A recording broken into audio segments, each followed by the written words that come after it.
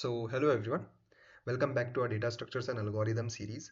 So the question which we'll be solving today is merge sorted arrays. So in this question, we have been given two arrays which are sorted in itself, and we have to merge them and the final array should be sorted. For example, let's try to understand. So I have an array 1, 2 and 3, and I have an array 4, 5 and 6, let's assume. So I have to merge them in such a way that the next my merged array is sorted. So this will be my final answer. Fine. So let's understand how will you solve this question.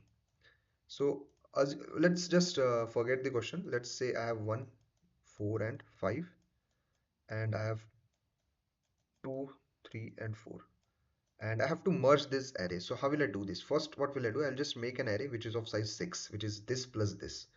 Now what I'll do, I'll just keep my I pointer here and I will keep my j pointer here. Fine. First, what will I do? My first step is comparing. This is 1. So 1 and 2, which is smaller? It is 1. So I'll put my 1 here, and I have taken this 1. So I'll just move my I here. Now which of them is smaller? This or this? It's 2. So I've put my 2 and I've moved my j now. Now which of them is smaller? 3 or 4? So 3. So I've taken 3 and I've moved j. Fine. Which of them is smaller? Any of them. You can take any of them, and you have just taken, let's say, this. So in this case, my j is out. Now once my j is out of the boundary, I'll just take the remaining elements of my I and I'll just directly put it 4 and 5. So this is how I'll solve, like this is how I'll merge two sorted arrays by using two pointers. But the question here is a bit different. You have given an array, let's say 1, 2, 3, 0, 0, 0, and the next array is 4, 5, 6. So you have to merge in place. You have to merge, like you have, this array is this much only. Like this array has only 3 elements, and this is my second array. So you have to merge these two arrays in place, which means in this array itself. That's why you have given these extra zeros, which are for these 4, 5, and 6. Fine. So in this case, if I try to apply the same approach, let's say my I is here, and let's say my j is here. Fine. If I try to apply the same approach, like compare 1 and 4, so 1 is less than 4, so I'll just put my 1 here itself. This approach won't work because if I'm replacing this value itself, I will be losing some values. So in this case, what will I try to do? I'll start from the back. Fine. Now while start from the back, I'll tell you. Let's say I have 1, 2, 3, and I have 0, 0, 0, and I have 4, 5, and 6. My j will be initial, let's say my j is initially here, let's say my I is initially here. What will I do? I'll just check these two values, 3 and 6. So 3 is less than 6, so which of them is greater? It's 6, so I'll just put my 6 here. Simple. Now once this is over, my I is here. Now again I'll check which is greater, 3 or 5. 5 is greater, so I'll put my 5 here. Then my I is here. Now again I'll check which is greater, 3 and 4. So 4 is greater, so I'll put my 4 here. And once, and my I will be out of the boundary. Once this is out of the boundary, I no longer need to check anything. This will be my sorted array itself. Fine. 1, 2, 3, 4, 5, 6. Fine. Let's take some other example. Let's say I have 4, I have 5, I have 6, 0, 0 and 0. And let's say my another array is 1, 2 and 3. Fine. My, let's say I is here. Let's say my j is here. Again, I'll compare. Which of them is greater, 6 or 3? 6. So I'll just replace here 6. And my I is here now. Which of them is greater, 5 or 3? 5. So I'll just replace this with 5. And my I will move on. Which of them is greater? 4. So I'll just replace my 4 and I'll just move it here. Once my I moves out of the boundary, in this case my j moved out of the boundary, so I stopped. But in this case my I moved out of the boundary. So once my I moved out of the boundary, I won't stop. In that case, I'll just replace the remaining elements here.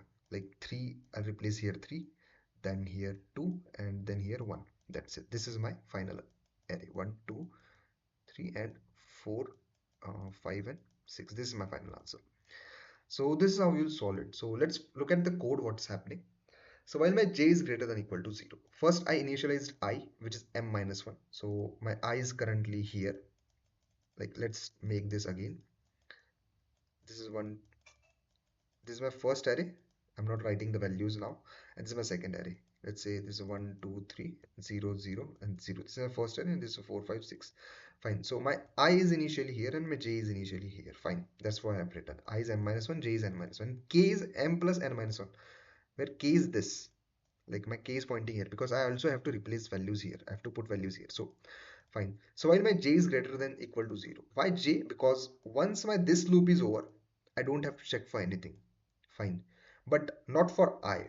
Because if my I is over, I'll still have to replace these values. But if I have put these values here, that means I have my sorted array. That's why I ran a loop for j, not I. Fine.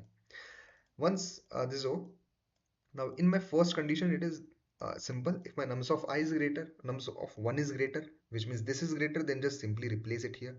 Otherwise, just replace my 2. Like if this is greater, I will put it here. If this is greater, I will put it here. That's it. And I'll just do I minus minus in case of I, and in case of j, I'll do j minus minus, and in every case, I'll do k minus minus. Why k minus minus? Because k is initially here. Once you have put the value, k will be here. Now, once again, you have put the value here, k will be here. Fine.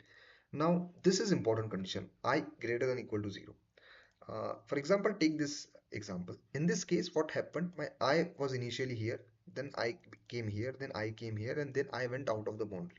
In next case, what I did, I just put this value here itself. So that's why I've written here I greater than equal to 0. Because if my I goes out of the boundary, then this condition will never run. Simply this condition will run. So in my nums1, just nums2 of j will be put.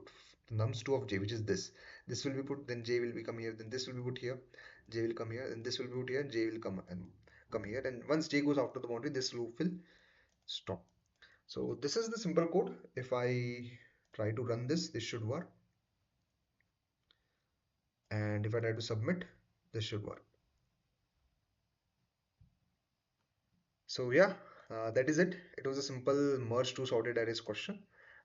Just there was a catch here that we have to do it in place. We can't use any extra array. So that's it. In like if you want to do it in place, you just start from the back. That was the catch here. So that's it in today's video. If you like the video, do subscribe to our channel for the upcoming future DSA series. So that's it. I'll meet you in the next video. Thank you.